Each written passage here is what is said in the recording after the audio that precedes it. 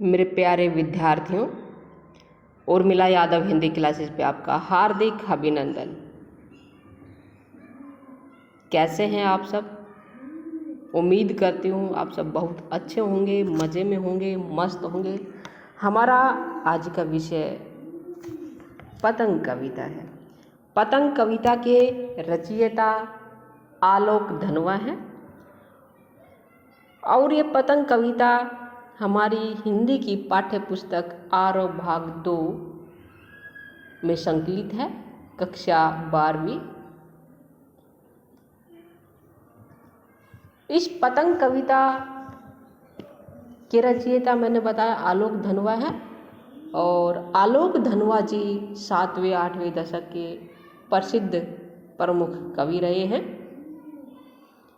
इनका जन्म सन 1948 में बिहार के मुंगेर जिले में हुआ था। साहित्य प्रेमी व्यक्ति हैं। कवि के रूप में इन्हें विशेष ख्याति मिली। जनता का आदमी, भागी हुई लड़कियां, ब्रनों की बेटियां, गोली दागो पोस्टर, ये इनकी कुछ काव्य रचनाएं हैं। और इनका एकमात्र काव्य संग्रह है दुनिया रोज बनती है। क्या है? दुनिया रोज बनती है, जो कि सन 1998 में प्रकाशित हुआ था। और ये पतंग कविता दुनिया रोज बनती है काव्य संग्रह से ली गई है। एक लंबी कविता है। इस पतंग कविता के जरिए कवि ने बाल सुलभ चेष्टाओं एवं क्रियाकलापों का सजीव एवं मनोहारी चित्रण किया है। पतंग जो है बच्चे की उमंग, उत्साह, जोश का रंग बिरंगा सपना होती है और उस सपने में बच्चे खो जाना चाहते हैं। आकाश में जब पतंग उड़ती है तो बच्चों का मन भी, बाल सुलभ मन, पतंग के साथ आसमान में उड़ जाना चाहता है, आसमान की ऊंचाइयों को छू जाना चाहता है। क्या कहता है पतंग कविता में कवि? आगे पढ़ते हैं। सबसे तेज बौछारे गई, भादो गया सवेरा हुआ। कवि कह रहा है कि सबसे तेज बौछारे गई, अर्थात बारिश का मौसम समाप्त हो चुका है। भादो गया, भादो यानी कि भाद्रपद, यानी कि भादवे में बारिश होती है, बारिश का समय होता है, मौसम होता है। भादवा गया, भादो गया, भाद्र जो मास है वो चला गया है।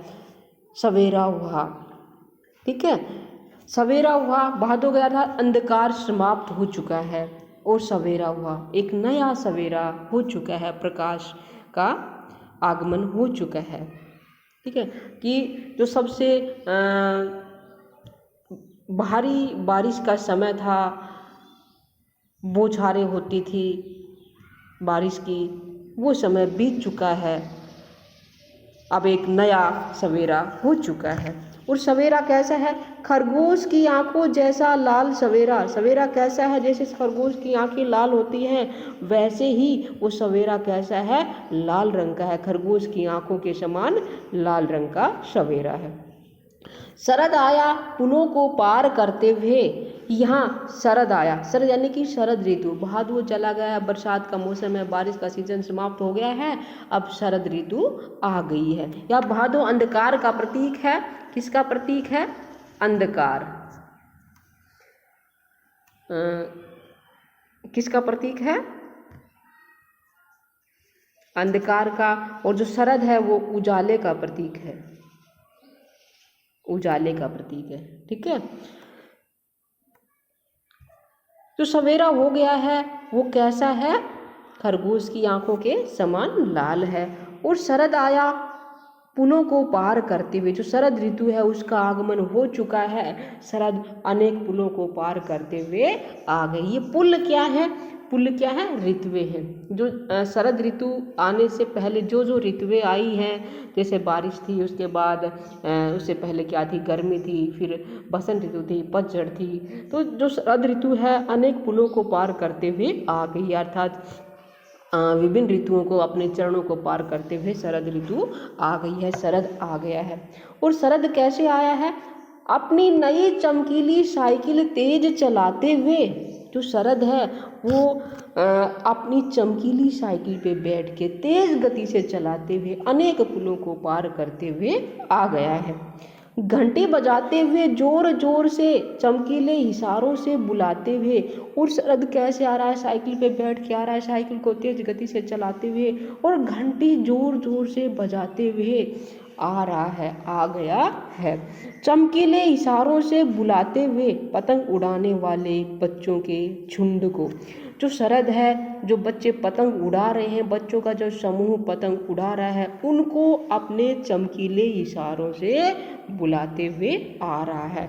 अर्थात मौसम ऐसा हो गया है कि बच्चे बारिश के मौसम में, बारिश के सीजन में अपने घरों में दुबके हुए बैठे थे और शरद के आगमन से बाहर ऐसा मौसम बन गया है, ऐसा सुहावना मौसम बन गया है कि बच्चों का समूह अपने घरों से बाहर निकल के पतंग उड़ाने लग गया है, पतंग उड़ाने के लिए अपने घरों से बाहर आ गया है। तो शरद उनको अपने चमकीले इशारों से बुलाते हुए आ रहा है।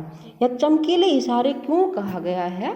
चमकीले इशारे इसलिए कहा गया है, शरद को चमकीला क्यों बताया है कि इससे पहले बारिश का सीजन था और बारिश के सीजन में आसमान में बादल छाए रहते हैं, धूप बहुत कम निकलती है और शरद के आगमन में बादल छट जाते हैं, मौसम सुहावना हो जाता है और जो धूप है सूर्य की वो बहुत ही सुहावनी चमकीली होती है। इसीलिए क्या कहा गया? चमकीले इशारों से। ठीक है, चलिए आगे बढ़ते हैं। आसमान को इतना मुलायम बनाते हुए कि पतंग ऊपर उठ सके। और शरद के आगमन ने, शरद के आगमन से क्या हो गया है कि आसमान इतना मुलायम बन गया है कि पतंग ऊपर उठ सके। अर्थात ऐसा सुहावना, ऐसा मनोरम वातावरण हो गया है कि पतंग उड़ाई जा सके। चलिए आगे देखते हैं। दुनिया की सबसे हल्की और रंगीन चीज उड़ सके, दुनिया का सबसे पतला कागज उड़ सके। ऐसा क्या कर रहा है? आसमान को मुलायम बनाते हुए और दुनिया की जो सबसे हल्की और रंगीन चीज़ यानी कि जो पतंग है वो सबसे हल्की होती है और रंग बिरंगी होती है, कि ऐसा मौसम बन गया है शरद में कि जो सबसे हल्की अर्थात पतंग होती है, जो रंगीन होती है, वो आसमान में उड़ सके। बांस की सबसे पतली कमानी उड़ सके। जो बांस की सबसे पतली कमानी, कमानी क्या होती है? बांस की सबसे पतली, बांस कमानी पतली सीख, जो बांस होता है उसका पतली छड़ी यानी कि डंडी कह सकते हैं, वो पतंग बनाते समय उस पर लगाई जाती है, उसको सहारा दिया जाता है पतंग को बांस की कमानी से। तो वो कह रहा है कि जो बांस की सबसे पतली कमानी है उसको पतंग पे लगा के उड़ा सके, उड़ सके, ऐसा मौसम बन गया है। किसके कारण? शरद के कारण। कि शुरू हो सके सीटियों, किलकारियों और तितलियों की इतनी नाजुक दुनिया। और जब पतंग उड़ाएंगे बच्चे तो क्या होंगे? बच्चों की सीटियाँ बजेंगी, किलकारियाँ होंगी, बच्चों की किलकारी लगाएंगे, सीटी बजाएंगे, और तितलियों की इतनी नाजुक दुनिया। और जो तितलियाँ हैं वो इस मौसम में, इस शरद के मौसम में क्या करती हैं? फूलों पे मंडराने लग जाती हैं, इधर उधर मंडराती रहती हैं। तो ऐसा सुहावना मौसम बन गया है कि बच्चे पतंग उड़ा सके। आसमान को क्या बना दिया शरद ने? मुलायम बना दिया है ताकि पतंग ऊपर उड़ सके। तो दुनिया की सबसे पतली हल्की रंगीन चीज़ है वो उड़ सके और दुनिया का सबसे पतला कागज उड़ सके। बांस की कमानी के अंदर लगा हुआ कागज उड़ सके। बच्चों की सीटियाँ, किलकारियाँ गूंजने लगें और वातावरण में तितलियाँ मंडराने लगे। ऐसा माहौल, ऐसा सुहावना वातावरण शरद के कारण हो गया है। अब देखिए इसमें क्या क्या विशेष बातें हैं वो देखते हैं। खरगोश की आंखों जैसा लाल सवेरा, यहाँ पे क्या है? लाल सवेरा हुआ है। जैसा बताया है, तो कौन सा अलंकार हो गया है? उपमा अलंकार हो गया है। शरद आया पुलों को पार करते हुए, शरद, यहाँ शरद को पुलों को पार करते हुए आता दिखाया, इसलिए यहाँ क्या है? मानवीकरण अलंकार। शरद को मानव के रूप में चित्रित किया, इसलिए क्या है? मानवीकरण अलंकार। अपनी नई चमकीली साइकिल तेज चलाते हुए, घंटी बजाते हुए जोर जोर से, जोर जोर में क्या है? पुनरुक्ति प्रकाश अलंकार है। क्या है? पुनरुक्ति प्रकाश अलंकार है। और दूसरी बात यह है कि शरद आया पुलों को पार करते हुए, अपनी नई चमकीली साइकिल तेज चलाते हुए, यहाँ पे क्या है? दृश्य बिंब है, और साथ ही साइकिल को चला रहा है, गतिशील है, तो गतिशील दृश्य बिंब है। दृश्य बिंब क्या होता है? जब कोई किसी वाक्य के जरिए ऐसा दृश्य हमारी आंखों के आगे साकार हो जाए, वो क्या होता है? कोई दृश्य हमारी आंखों के सामने साकार हो जाए किसी वाक्य को पढ़ते हुए, तो क्या होता है? दृश्य बिंब। और यहाँ पे साइकिल चल रही है, गतिशील है, इसलिए क्या है? गतिशील दृश्य बिंब है। चलिए आगे देखते हैं। मुलायम का अर्थ क्या होता है? कोमल, जो पहले बताया था, ठीक है। और सारी ही कविता में क्या है? मानवीकरण अलंकार है। ये जो ये पद हमने पढ़ा है यहाँ पे। और दूसरा, जो तितलियों की इतनी नाजुक दुनिया, यहाँ पे क्या है? तितली। तितली एक तो यहाँ बच्चों के लिए आया है, दूसरी जो तितली है वो जो तितली है, वास्तव में जो तितली होती है कीट प्रजाति का, उसके लिए है, और एक बच्चों के लिए। तो यहाँ पे श्लेष अलंकार भी है, ठीक है। और किलकारी का अर्थ होता है खुशी में चिल्लाना, तो ये इसका क्या हो जाएगा? विशेष हो जाएगा। अब आगे बढ़ते हैं।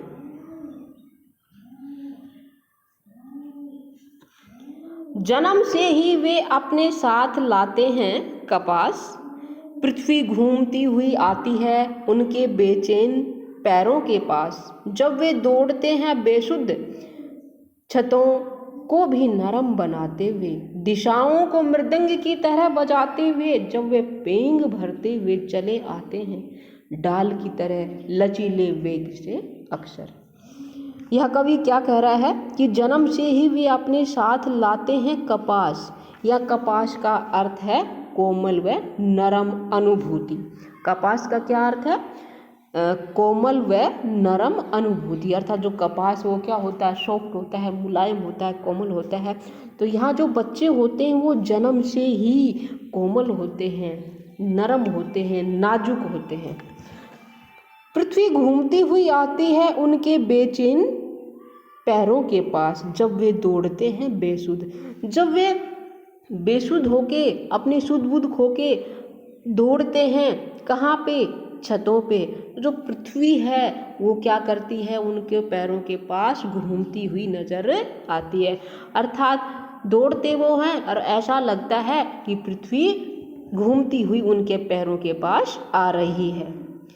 छतों को भी नरम बनाते हुए, दिशाओं को मृदंग की तरह बजाते हुए। जब बच्चे छतों पे दौड़ते हैं तो छत क्या होती है? कठोर होती है, लेकिन उनके पैरों से क्या हो जाती है? छत भी ऐसे लगती है जैसे कि नरम। उनके पैर छत को भी नरम बना देते हैं। और जब दौड़ते हैं तो दौड़ने से जो आवाज़ होती है उससे ऐसा लगता है कि दिशाओं को मृदंग की तरह बजाते हुए। जो दिशाएं हैं, मृदंग क्या होता है? एक तरह का ढोल होता है जो बजता है, तो मृदंग की तरह बजने लग जाती हैं। दिशाओं से एक ढोल की सी आवाज़ आने लगती है, मृदंग की आवाज़ आने लग जाती है। मृदंग मैंने क्या बताया? ढोल जैसा वाद्य यंत्र होता है। जब वे पेंग भरते हुए चले आते हैं, पेंग भरना, पेंग भरने का क्या अर्थ है? झूला झूलना। जब वे घूमते हुए दौड़ते हैं तो ऐसा लगता है कि वो पेंग भर रहे हों, अर्थात झूल रहे हों, इधर आ रहे हैं, जा रहे हैं, आ रहे हैं, जा रहे हैं, तो ऐसा लगता है कि वो पेंग भर रहे हैं, अर्थात झूला झूल रहे हैं। डाल की तरह लचीले वेग से अक्सर। डाल क्या होती है? शाखा। जो शाखा होती है वो क्या होती है? लचीली होती है, झुक जाती है। जब झूलते हैं बच्चे, झूलते हैं, पेंग भरते हैं तो डाल क्या हो जाती है, लचीली होती है तो नीचे झुक जाती है। तो डाल की तरह उनका जो शरीर है, जो उनकी गति है वो लचीली होती है और अक्सर क्या होता है, पराये। ठीक है, तो डाल की तरह लचीले वेग से, डाल की तरह लचीला उनका जो शरीर होता है, और जो झूलते हैं तो क्या होता है, ऐसा लगता है जैसे कि वो पेंग भर रहे हों, झूले झूल रहे हों। अक्सर छतों के खतरनाक किनारों तक उस समय गिरने से बचाता है उन्हें सिर्फ उनके ही रोमांचित शरीर का संगीत।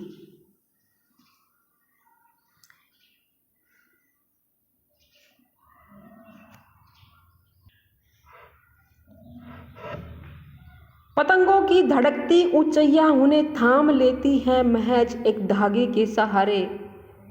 पतंगों के साथ साथ वे भी उड़ रहे हैं अपने रंध्रों के सहारे। क्या है कि जब बच्चे दौड़ते हैं, पतंग उड़ाते हुए दौड़ते हैं, तो छतों के खतरनाक किनारों तक, वो छत के ऐसे जो खतरनाक किनारे होते हैं वहाँ तक पहुँच जाते हैं दौड़ते दौड़ते, और उस समय गिरने से बचाता है उन्हें। और जब वो बच्चे खतरनाक किनारों तक पहुंच जाते हैं, गिरने को होते हैं, लगभग गिरने को हो जाते हैं, तो उस समय उन्हें कौन बचाता है, सिर्फ उनके ही रोमांचित शरीर का संगीत। उनके पतंग के साथ साथ उनके शरीर में जो रोमांच पैदा हो जाता है, जो उत्साह, जो जोश आ जाता है, वही उनको गिरने से बचाता है। और पतंगों की धड़कती ऊंचाइयां उन्हें थाम लेती हैं महज एक धागे के सहारे। और आसमान में जो पतंग उड़ रहा है एक धागे के सहारे, वो धागा ही उन्हें क्या करता है, बचाता है। एक धागे के सहारे वो गिरने से बच जाते हैं। पतंगों के साथ साथ वे भी उड़ रहे हैं अपने रंध्रों के सहारे। जैसे आसमान में पतंग उड़ती है, उस पतंग के साथ साथ वे भी रंध्र होता है, रोए, जो शरीर के रोए होते हैं ना, रोम होते हैं, सुराख होते हैं। जैसे कि मान लो आपको कभी कुछ सर्दी लगे या कुछ अलग से अचानक किसी चीज़ की अनुभूति हो, तो आपके शरीर के रोए खड़े हो जाते हैं, तो वही क्या है, सुराख है, वही क्या है, रोए हैं। उन्हीं को क्या बोलते हैं, रंध्र बोलते हैं। तो जब आसमान में पतंग उड़ती है तो उस पतंग के साथ साथ उनके शरीर के रोए भी उड़ने लग जाते हैं, अर्थात उनका मन भी आसमान में पतंग के साथ आसमान की ऊंचाइयों को छूता है। अब इसमें खास बातें क्या आई हैं, रोमांचित का अर्थ तो क्या होता है, पुलकित करना, और महज का अर्थ है केवल। यहाँ पे पीछे आया था नरम, अक्सर, सिर्फ, महज, ये उर्दू के शब्द हैं। पीछे था दिशा, ये दिशा,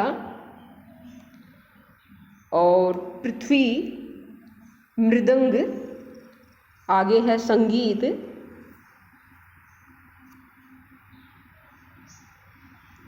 ये क्या है, तत्सम शब्द है। तत्सम शब्द कौन से होते हैं, जो संस्कृत से हिंदी में जो के तो लिए गए तत्सम शब्दों का प्रयोग है।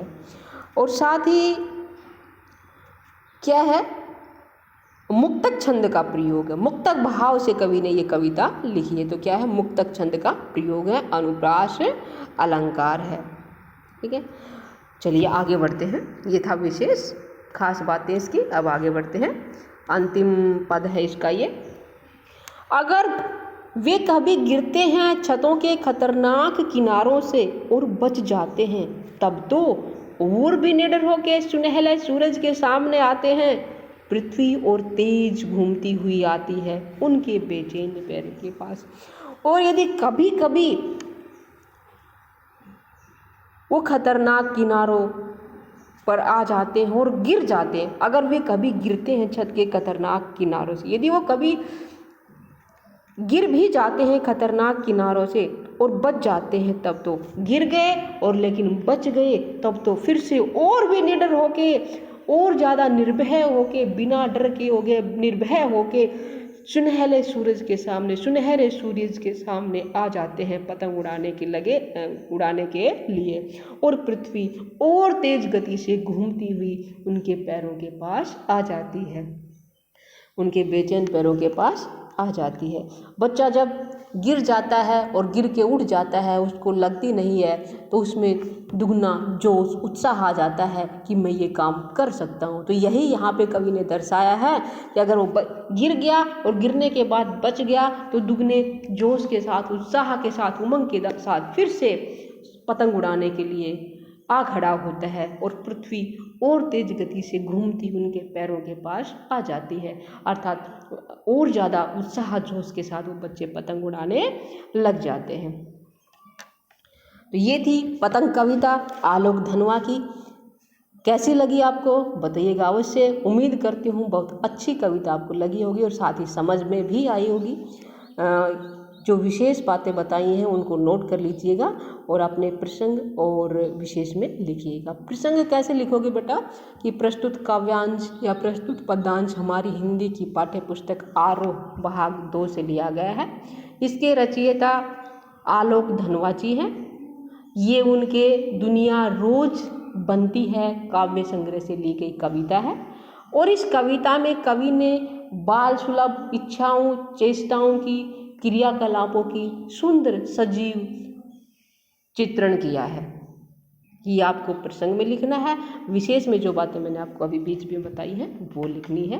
व्याख्या विषय, सबसे पहले प्रसंग आएगा, फिर व्याख्या होगी, फिर विशेष होगा। तो ये आपको इसमें करना है। चलिए अंत करते हैं आज की क्लास का, फिर मिलते हैं अगली कविता के साथ। तब तक आप उर्मिला यादव हिंदी क्लासेस पे बने रहेगा। साथ ही वीडियो को लाइक करें, अपने दोस्तों के साथ शेयर करें, चैनल पर नए हैं तो सब्सक्राइब अवश्य करें। फिर मिलते हैं, आपका दिन शुभ हो।